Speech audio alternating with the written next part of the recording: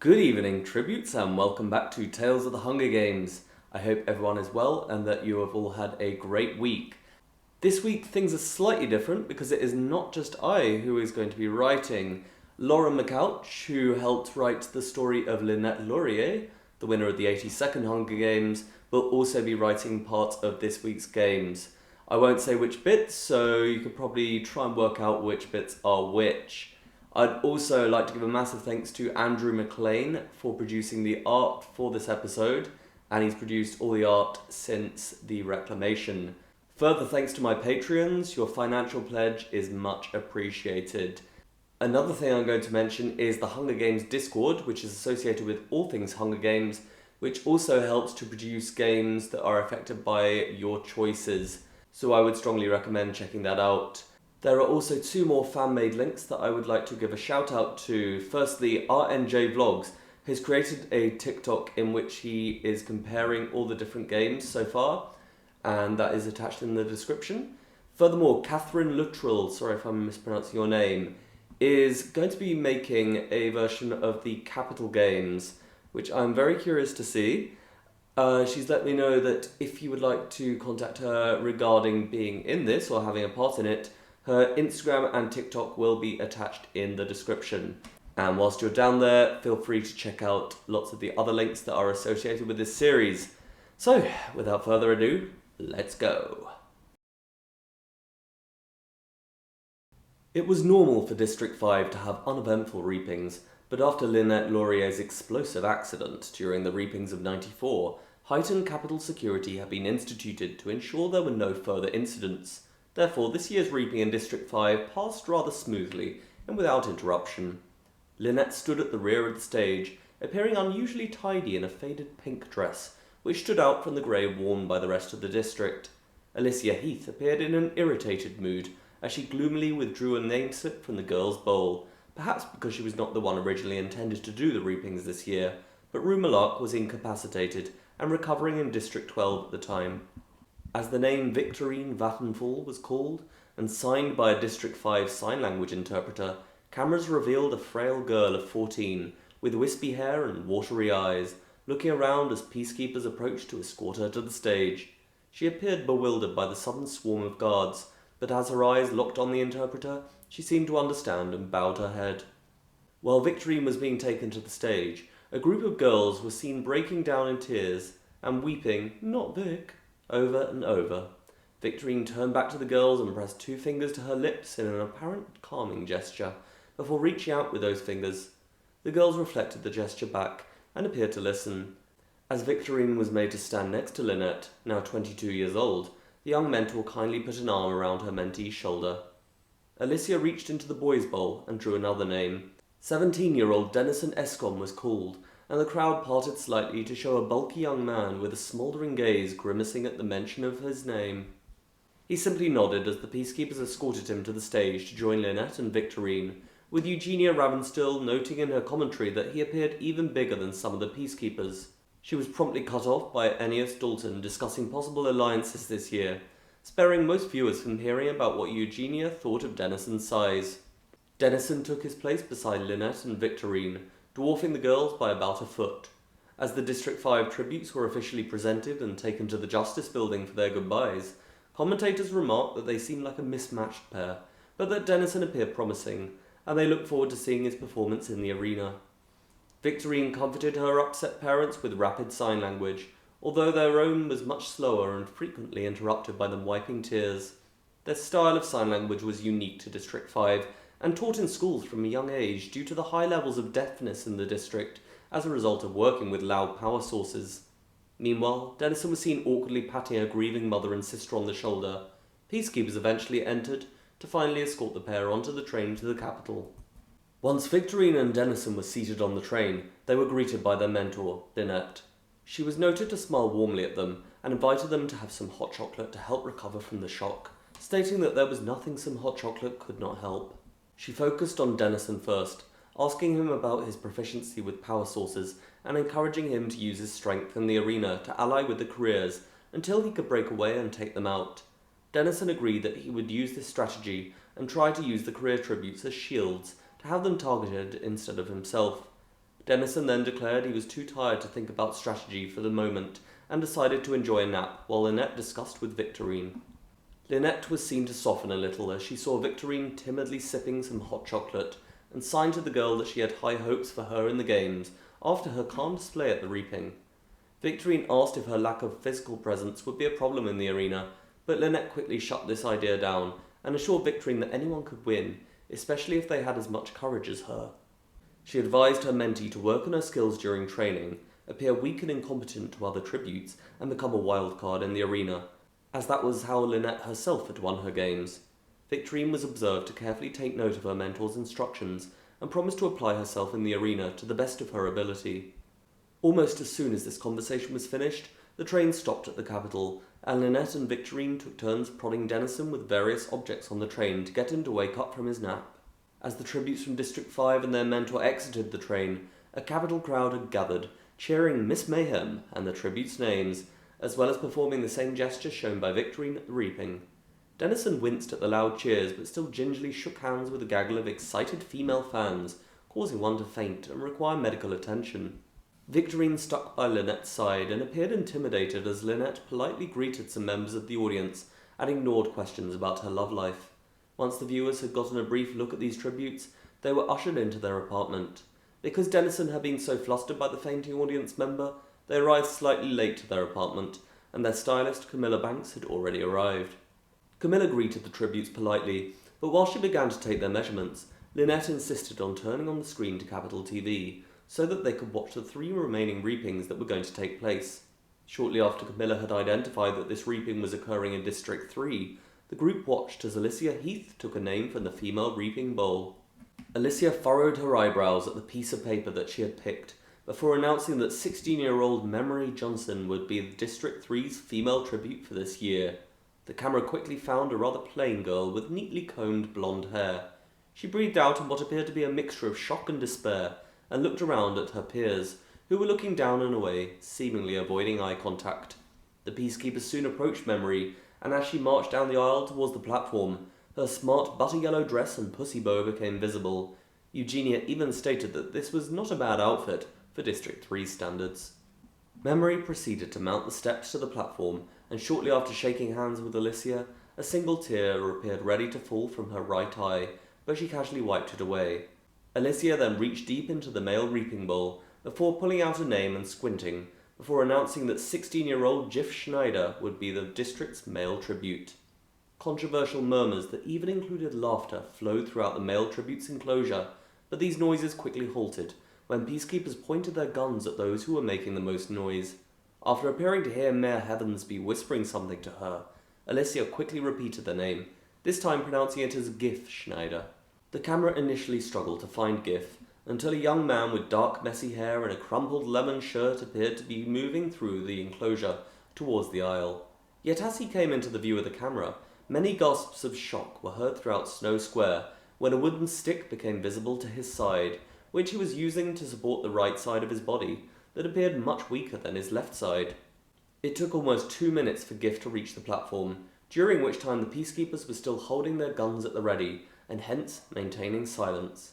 Within Snow Square, many conversations were heard, with several viewers asking if this was indeed fair, but Eugenia noted that there had been many past tributes who had physical or mental disabilities, including another tribute from District 3 who, despite being blind, had managed to place second. Giff rather awkwardly began to climb the steps to the platform, but after stopping for a brief rest on the second step, Alicia marched over and helped Giff up the rest of the steps by supporting him with her arm, before leading him over to the centre of the platform and dismissing the population of District 3. Once Giff and Memory were in the town hall, they were each taken to separate holding rooms and given some time with their family members. Memory's mother and brother came to visit her, and before they had even entered the room, the mother was sipping from a hip flask. She cried throughout this time, whilst Memory's brother told her to be careful and not agitate any other tributes before the games had begun. As for Giff, he was visited by his older brother, Avi. He encouraged Giff to use any electric system or device to his advantage, and stated that although Giff only had one strong side, this would not stop him from winning. They were separated after their allocated time, although one of the peacekeepers grabbed onto Giff's arm with maybe a little too much force. An altercation then ensued when Avi attacked this peacekeeper, which led to him being put under hard labour in the server rooms of the district for 4 days. Giff and Memory were subsequently escorted onto the train by peacekeepers, and as they made their way to the main carriage, the train started moving and the brief journey to the capital began. Once the pair were in the main carriage, they marvelled at the fine designs and intellectual stimuli that were present. They were then left in the company of the Avox present, whilst the peacekeepers went to collect the pair's mentor. As the train ventured into the fields beyond District 3, Memory silently watched from the window. Giff tried to make conversation with her, but received little in return, and so he limped around the carriage, looking at the bookshelves and paintings upon the wall. Yet he seemed most captivated by a small black and white table in the corner of the room that contained 32 pieces at its sides, with which one would traditionally play a game known as chess. Giff practically collapsed into one of the chairs at the side of the table and began to examine the pieces, until B.T. Latier entered the room.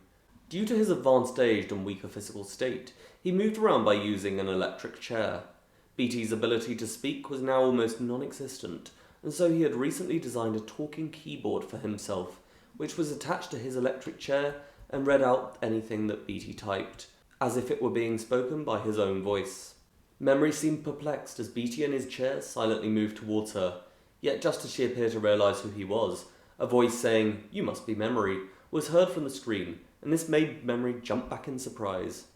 While she appeared to be realising how this machine was working, Giff hobbled over to B.T. and looked in wonder at his chair. B.T. introduced himself, and after some effort, he even managed to shake hands with both his tributes, before asking them to sit down. He then explained about the events of the upcoming week, and when he spoke about the assessment of training scores, Memory interrupted and impatiently asked how either of them were supposed to fight against the ones and twos. She proceeded to ask more and more questions in a manic fashion, and by the end of this rapid line of questioning, Memory had clearly worked herself into a tearful frenzy, but B.T. quickly reminded her that almost all of District 3's victors had won by using intelligence, and that their brains were more powerful than the sharpest of weapons. Although this did not seem to completely reassure Memory, she stopped talking and crying, before continuing to listen. When the food was brought in a few minutes later, Memory immediately began to eat, but Giff instead chose to ask B.T. about the chessboard that lay in the corner of the room. B.T. seemed pleased to explain how this game worked to Giff.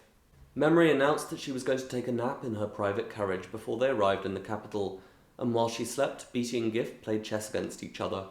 Giff at first had trouble understanding the game, and B.T. was capturing many of his pieces, but he soon appeared to make more deliberate mistakes. However, Giff asked B.T. to not allow him to win, before stating that he hated being patronised, and B.T. nodded in appreciation of what he was hearing.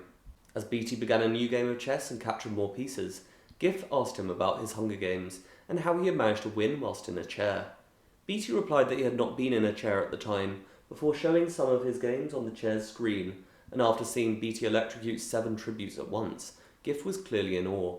B.T. smiled back at him, then said that they should have something to eat before they arrived in the capital, which they proceeded to do.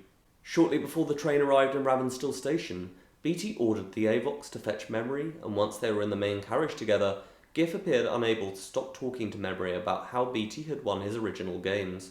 Yet Memory was still clearly tired from her nap, and B.T. had to order him to stop talking, so that he could explain what would happen when they arrived. After the train had pulled into Ravensstill station, a large ramp was brought in by Avoxes, which B.T. used to disembark from the train, before almost being engulfed by a crowd of capital citizens who had most likely heard about the technological wonder that was B.T.'s new chair. He was quickly followed by Giff, who seemed rather happy to pose for pictures with capital citizens, although one man accidentally kicked his stick, which made him fall to the ground. Although Giff was quickly helped up by this man and other citizens, he appeared to have rather badly hurt his elbow. As for Memory, she was clearly fazed by the constant camera flashes. A woman tried to get a picture with Memory, but she insisted on using various filters over her camera, and after a while, Memory lost her patience and simply walked away from the shot. This made the woman drag Memory back by the collar, and she was clearly tempted to hit this woman. However, both peacekeepers and B.T. stepped in and quickly ushered these tributes out of the station before any more injuries or incidents could occur. Whilst the reaping for District 3 had been occurring, Lynette flipped through a booklet of costume designs, before eventually deciding that the most eye-catching option was for Dennison and Victorine to be dressed as atoms, covered in colourful pom-poms and with their heads and torsos encircled in a ball of golden wire with smaller pom-poms scattered around. The attachment process had taken 2 hours, with Camilla and her team of stylists applying each fist-sized ball individually to the tributes' bodies, and due to Dennison's size, his costume required over 500 balls. After doing bright makeup to match the vivid pom-poms, Camilla lifted the golden wire balls over the tributes' heads, surveying their overall look. She declared it certainly a standout look, while Lynette appeared pleased with the unique costumes. As for Giff and Memory, they were assigned Hester Cardew as their stylist. Hester had previously designed the iconic looks that were worn by District 14's first tributes, and she had since become a rather prominent designer. Yet even she seemed fazed about having to create outfits for District 3, whose costume had often been created to such a high standard. After taking some measurements and a while of pensive thought, Hester decided to cover Giff and Memory in silver body paint before running white, silver and black wires along their arms and legs, which would be adorned with shiny silver garments. Memory seemed to become more introverted as more of the garments were added, and at one point she asked to excuse herself in order to get some air. However, when she had not returned after 5 minutes, peacekeepers were sent to look for her and even had to break down the door of the bathroom to find her sobbing in the shower. Giff, on the other hand, appeared to enjoy being fitted for this rather unusual outfit, and he even asked Beatty if he could have wires placed along his wooden stick.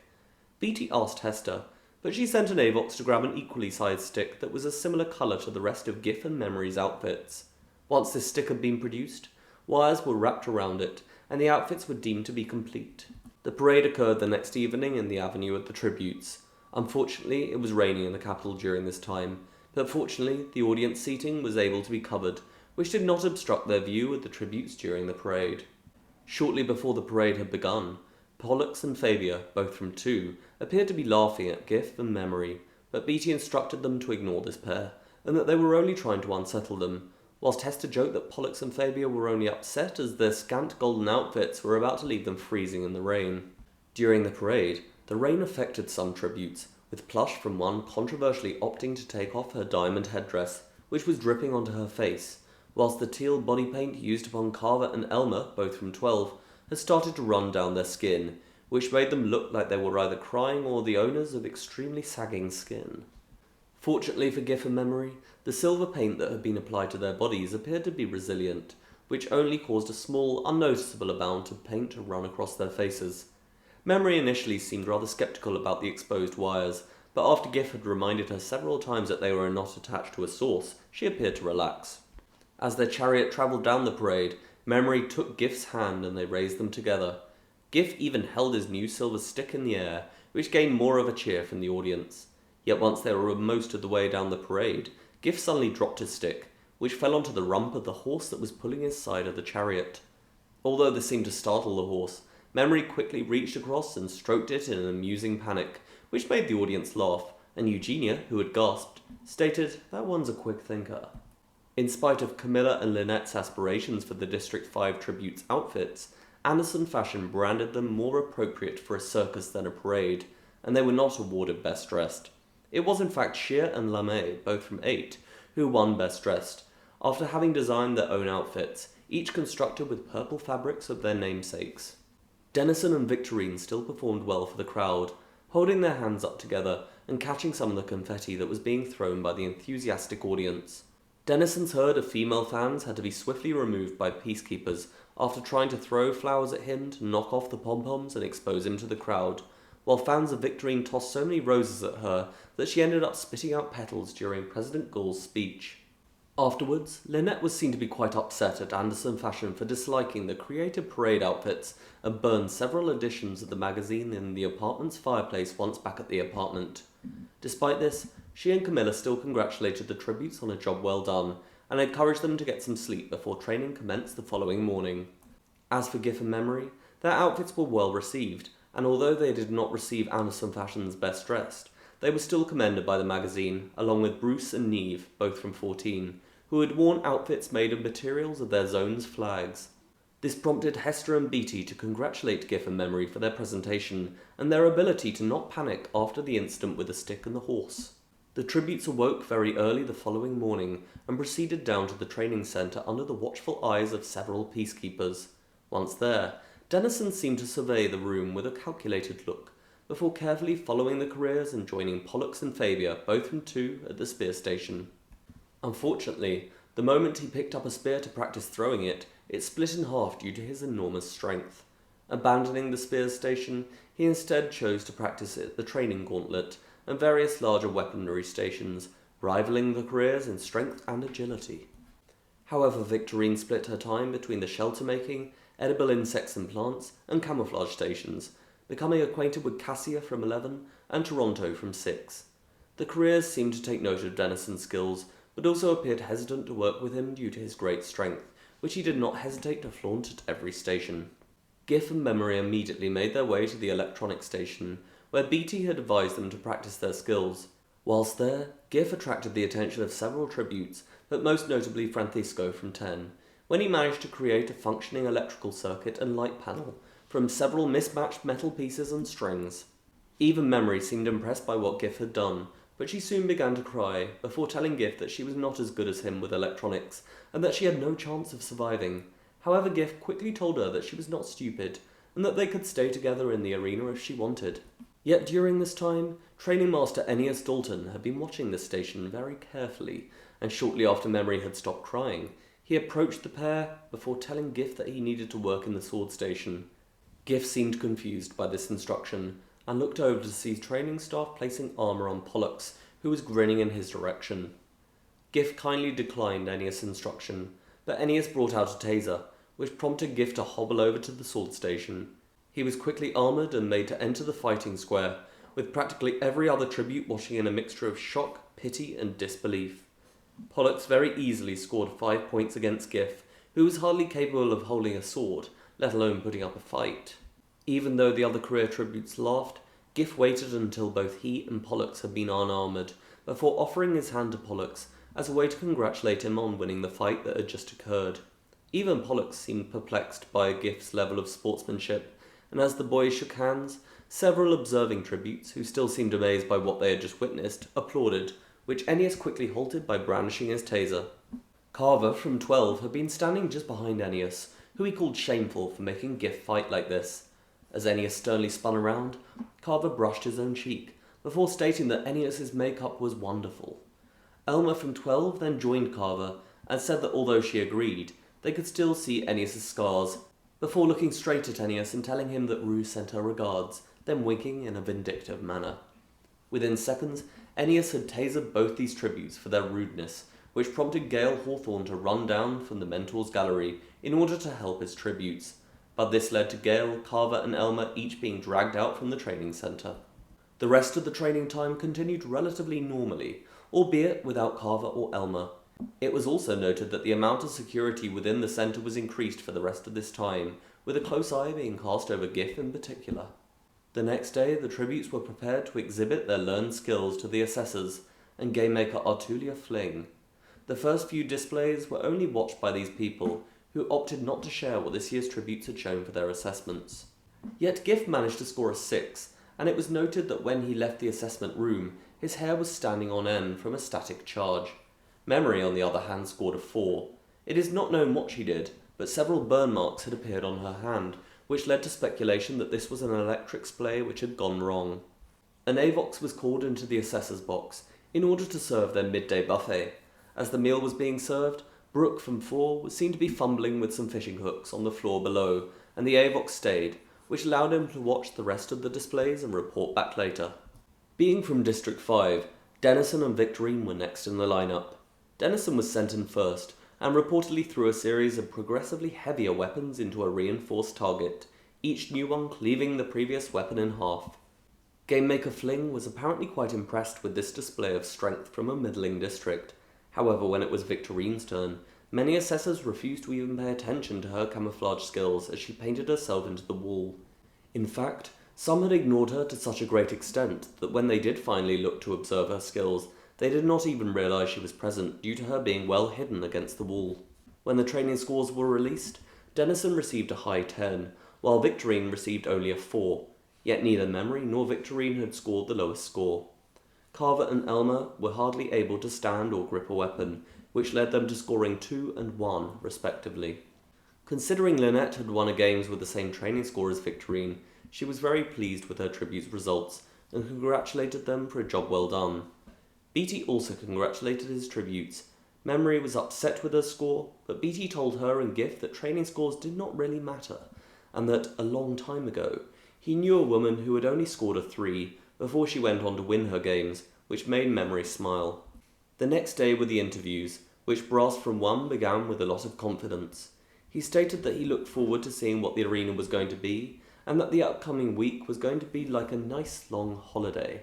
Eugenia pretended to look shocked, and Brass quickly corrected himself, stating that he hoped he would not spend too much time in the arena, so that he would come home soon after he had won. Giff was dressed in a yellow suit with a bright orange tie and waistcoat, whilst Memory wore a yellow dress with an orange necklace and heels. Memory initially came across as rather bland during her interview, especially compared to the voracious nature of Pollux from 2, who had just come before her. However, after a bit of prodding, she opened up to Eugenia and went into detail about how bright the lights were in the Capitol, which the audience seemed to find oddly endearing. As Memory walked off the stage, Beatty was heard to tell her that she had done well enough. The next interview was that of Giff. As he walked onto the stage, it was noticed that he now held a yellow stick with an orange handle, which matched his suit. He immediately complimented Eugenia on how nice she looked, which mustered sympathetic sounds from the audience.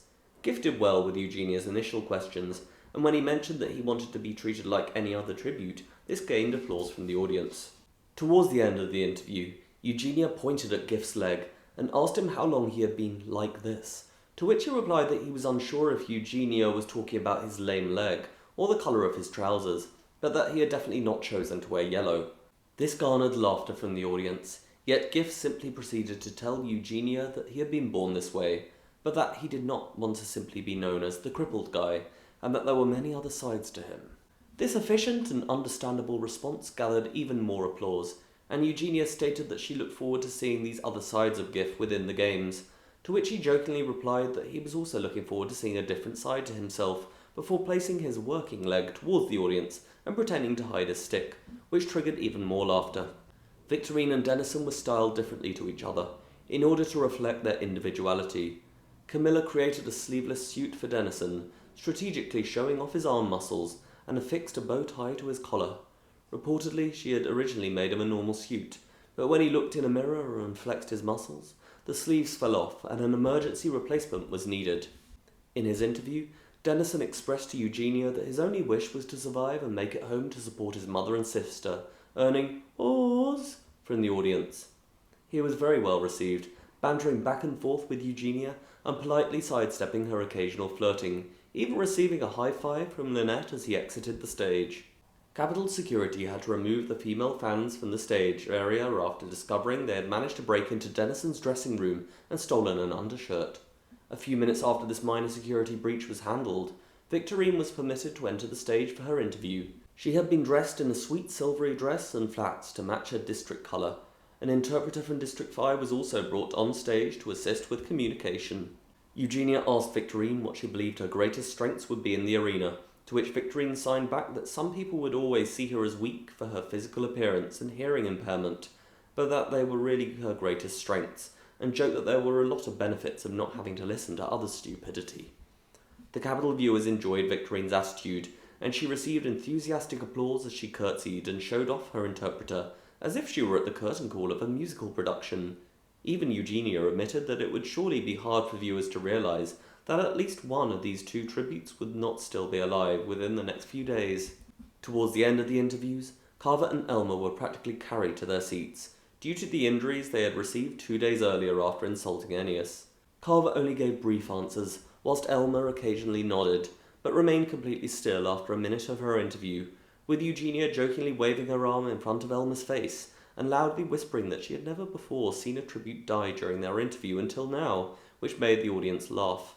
The final interview was that of Game Maker Fling, who said that she could already tell these games would be her favourites, and that this arena was going to be somewhat different to previous arenas.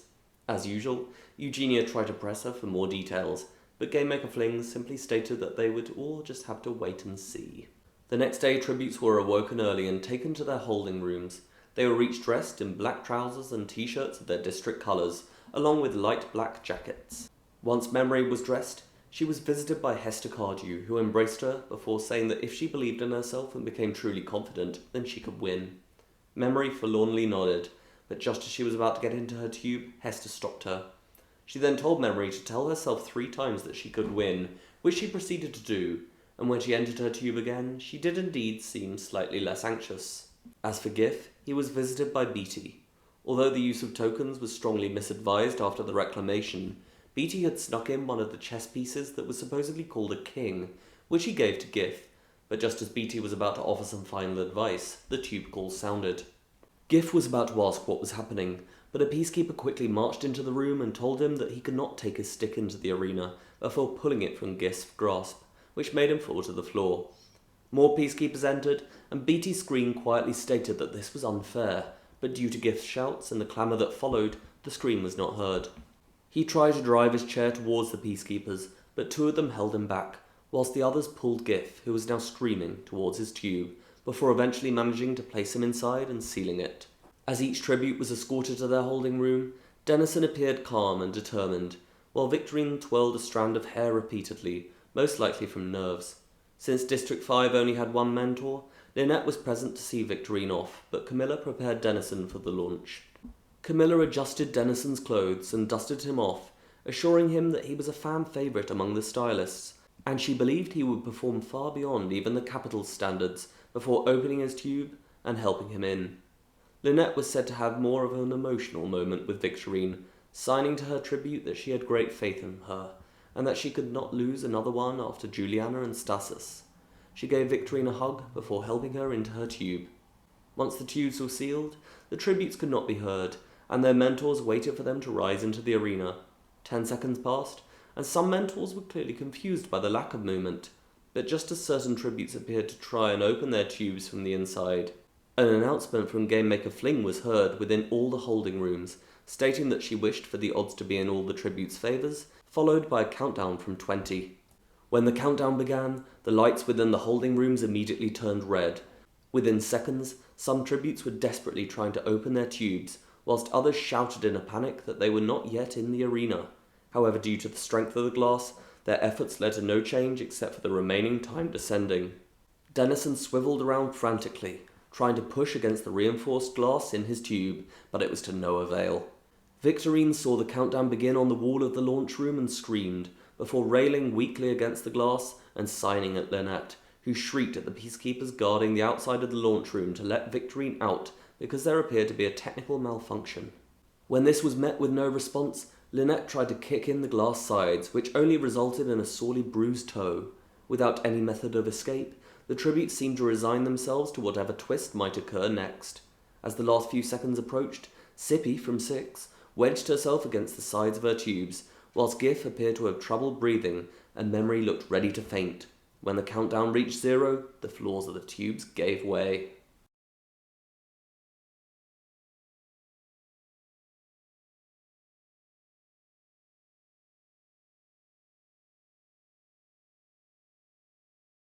This year's games took place in a humid landfill.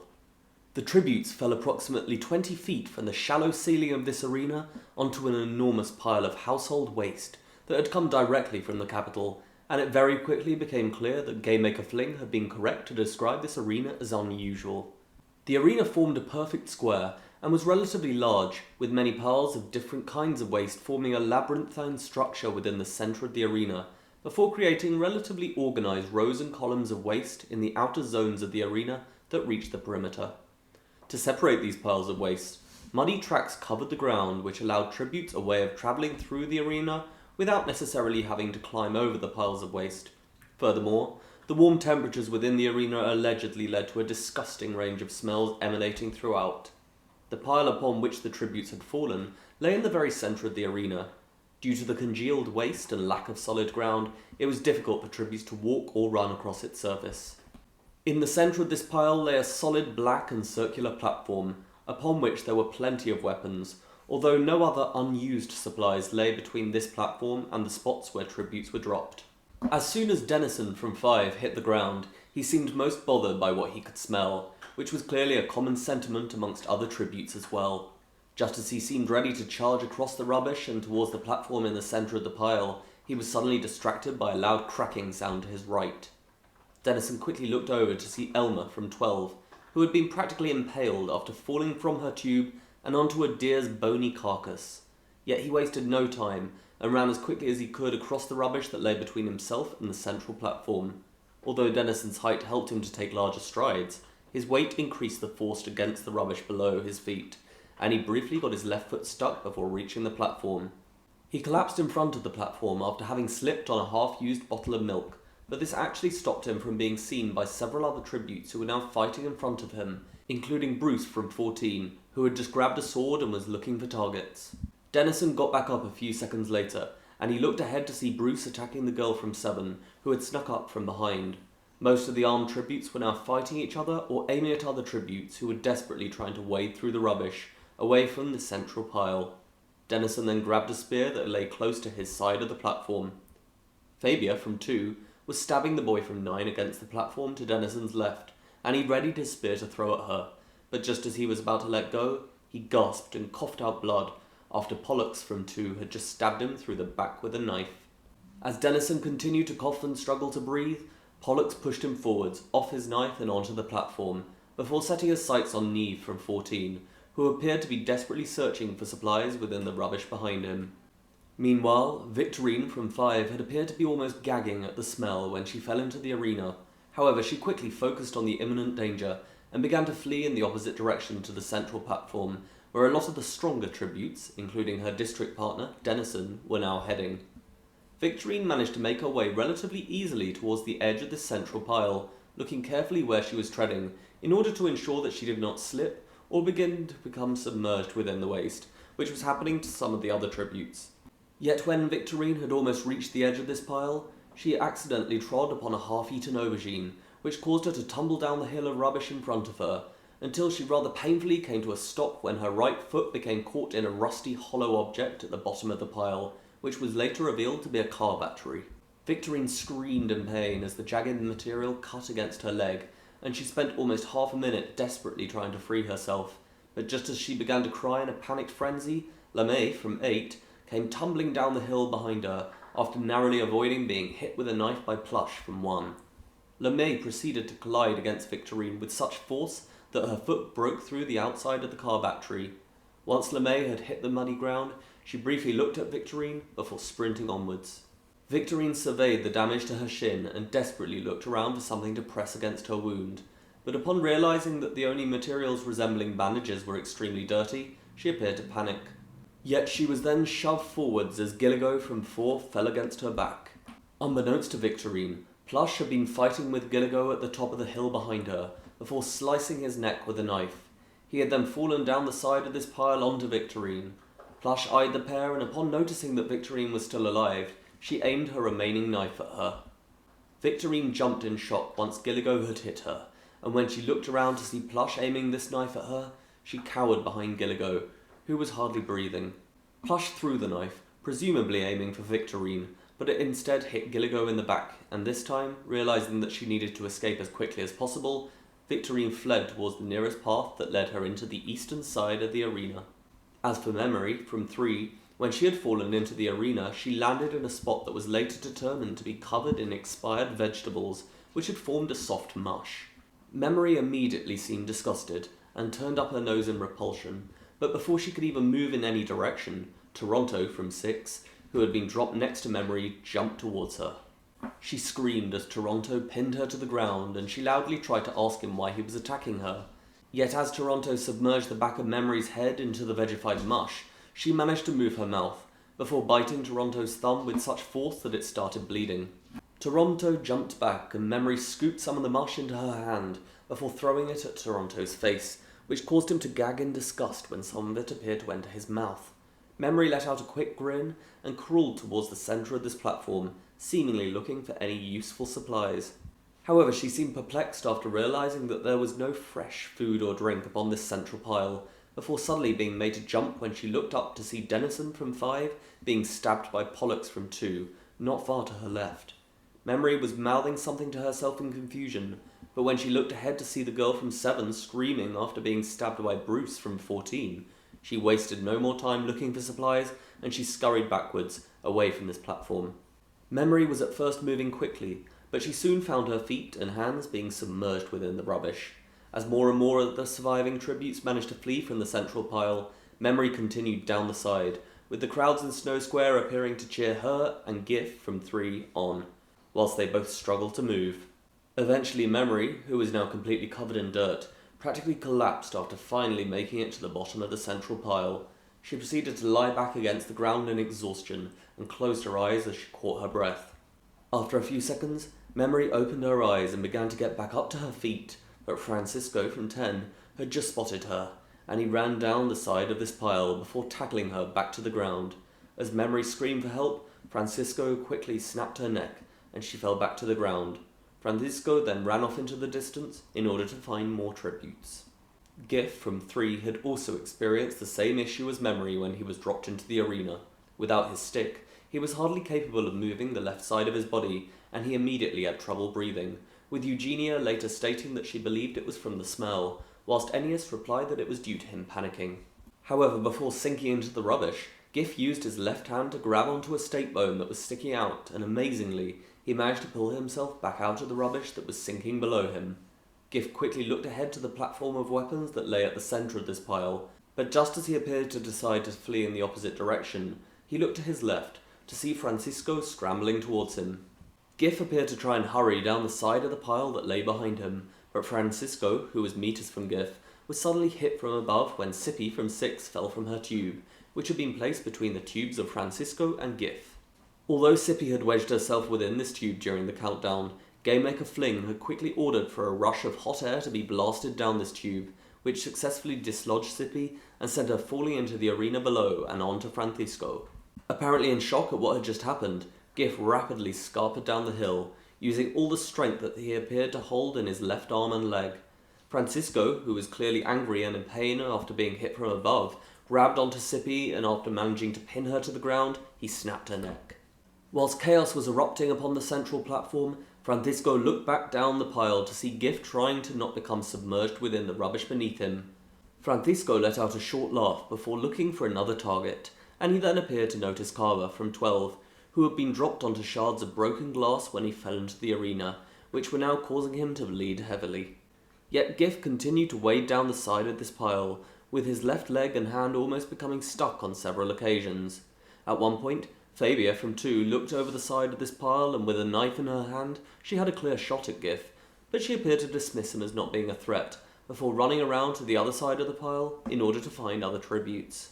Just over 2 minutes after Francisco had snapped Memory's neck at the bottom of the other side of the pile, Gif finally made it to the muddy yet solid ground that lay beyond. A large and sympathetic cheer was heard through Snow Square as Gif lay in exhaustion for a few seconds and Eugenia announced that he was the last surviving tribute to make it off the central pile. However, unlike his district partner, Gif rapidly got to his feet. Although he was limping heavily on the right side of his body and his thick hair had become matted with several different kinds of waste, he ran as quickly as he could towards the nearest path that led into the western side of the arena. After her narrow escape within the first few minutes of the games, Victorine continued to run as quickly as she could between 2 large piles of household waste. She briefly stopped and ripped off a piece of her t-shirt, which she tied around her shin in order to stop it from bleeding, before sprinting onwards. As tributes moved further from the centre of the arena, the odours from the rubbish were apparently not as strong, but Victorine still seemed affected and held the remains of her t-shirt over her nose, possibly due to these odours being exacerbated by the sweltering midday sun. She often looked around in a panic as she ran, presumably for other tributes, but she was unknowingly moving further and further from the 2 pairs of career tributes. After approximately half an hour, she almost ran straight into a large pile of vehicle tyres, before coming to an abrupt stop just in front of them. After looking around, Victorine appeared to consider this pile a decent place to hide. She spent the next few minutes climbing to the top, where she had a decent view of the arena, but after apparently realising that she could easily be seen from this vantage point, she climbed down a little to the sides, before resting in what seemed to be a mixture of exhaustion from running, but also relief from having at least survived the beginning of the games. At this moment, 11 cannons sounded, but due to Victorine's inability to hear, she was unaware of this. A small parachute that appeared to be a sponsor gift soon came down towards her, and many viewers in Snow Square loudly inquired as to why Victorine was already receiving a sponsor gift. But after less than a minute, it was noticed by them and Victorine herself that this was not a gift, but in fact just a piece of paper. Victorine opened the piece of paper to read 11 cannons / 15 remaining, and she nodded pensively before throwing it behind her. Yet a few seconds later, she leaned back and grabbed this piece of paper before folding it up and placing it in her pocket. As for Gif, he had continued to hobble through the west of the arena, but he now appeared to be rather exhausted. After just a few minutes, his left leg had almost given way, and he collapsed to the ground. When Gif tried to get up, he had no idea that a rare flurry of encouraging shouts was rolling through Snow Square, and as he looked into the distance, he smiled when he spotted what appeared to be a large pile of old papers, journals, and magazines. Whilst Fabia and Pollux, both from 2, were unknowingly beginning to near Gif, he managed to stumble to his feet, before limping, then crawling, and then limping again towards this pile of papers, and when he finally reached it, he practically fell straight into the pile, before resting with fatigue once again. Over the next few minutes, Fabia and Pollux reached the location where Gif had originally fallen, but they continued in another direction, seemingly unaware that they would have seen him if they had looked straight down this path. Gif proceeded to climb this pile of papers with all his strength, before resting near the summit on its other side. As he looked out at the rest of the arena, he heard the 11 cannons sounding. For the rest of the afternoon, Victorine continued travelling towards the eastern perimeter. The heat seemed to not only tire her out, but cause her trouble breathing. She even signed water to the sky, but nothing arrived for her. After approximately 10 minutes of walking, Victorine had almost collapsed, but just as she looked down in despair, she appeared to notice some oats that were dotted along the ground in front of her. Victorine looked extremely perplexed, but cautiously began to follow this trail, past a large pile of dirty old rags.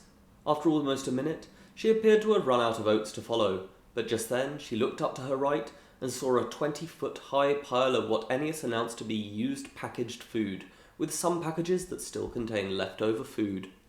Victorine seemed elated to have found this pile, and let out what appeared to be a small shriek of joy, before quickly slamming her hands over her mouth and looking around in the worry that she may have just given her position away. However, after nothing occurred, she climbed the pile and grabbed a package of Harrington oats, but was annoyed to find nothing left inside except for empty wrappers. Victorine proceeded to walk around the pile and grab some more packages, but she became increasingly annoyed when she found nothing inside them except for more waste. Yet just as she continued around the pile, Cassia from 11 suddenly appeared in Victorine's sight, chomping on a waffle. Both Victorine and Cassia froze, with their eyes locked onto each other, and Cassia, who was eating from a packet of Whimsywick waffles, suddenly ran in the opposite direction, dropping the packet as she ran, but making no effort to pick it back up. Victorine was clearly shocked by what she had just witnessed, and she ran over to this packet, before shouting inaudibly and making a sign that was interpreted as being allies. Yet Cassia, who was both the youngest and the shortest tribute, had already put a large distance between herself and this pile. Victorine grabbed the packet that Cassia had dropped. She was clearly delighted to find some waffles left over, and she quickly consumed 2, before saving the rest and scouring the pile for more food. She spent a few minutes shaking as many packages as she could for leftover food, but during this time she constantly looked around, presumably for any tributes that she would not be able to hear. After a while, Victorine took the uneaten waffles, bread, and chocolate, along with a half-drunk bottle of water that she had managed to salvage, before running on towards the perimeter. Within an hour, it was beginning to get dark, and the heat of the arena was waning, but unfortunately for the tributes, the smell remained. Victorine soon found a large pile of rubbish, and apparently now immune to the smell, she lay down on top of the pile, and rested as the darkness of night set in. Gif, on the other hand, had spent most of the afternoon sleeping on top of the pile of papers, journals, and magazines, the latter of which he had used to cover himself from the view of other tributes. Yet once it had become dark, he awoke upon hearing the cannon of Farina from 9, who had been hunted and killed by Pollux and Fabia, both from 2, within just 200 meters of where he was hiding. As the hovercraft came in to collect Farina's body, Gif seemed scared and covered himself with some more magazines. Once the body was being lifted, he began to hear Pollux and Fabia walking in his direction, whilst imitating Farina's cries for mercy before they had killed her. Fortunately for Gif, the pair continued past his pile, whilst discussing their plans for the night, with Pollux agreeing to Fabia's plan of heading to the perimeter and then returning to this location. Approximately a minute after they had passed Gif's location, he gently made his way down from the top of this pile, before once again seeming to sense the smell of this arena, and trying to cough as quietly as he could. Gif then crept forwards through the dark for the next few minutes, whilst trying to support the right side of his body. There were several occasions when he appeared to sense the movement of other tributes, and he held still, but viewers could see through the darkness that there was nobody else around. However, just as Giff seemed ready to come to a stop, he suddenly jumped and let out a small yelp when he walked headfirst into something solid. He held up an arm in defense, but after appearing to adjust his eyes to the darkness in front of him, he realized that he had walked into a baby's cot, which lay at the edge of a large pile of wood and scrap material. Giff's head started bleeding, and Ennius joked that Artulia should get his cannon ready, but surprisingly, he began to use all the strength in his left arm to break the cot into pieces, before ripping off one of the thin side beams and holding it to his right side.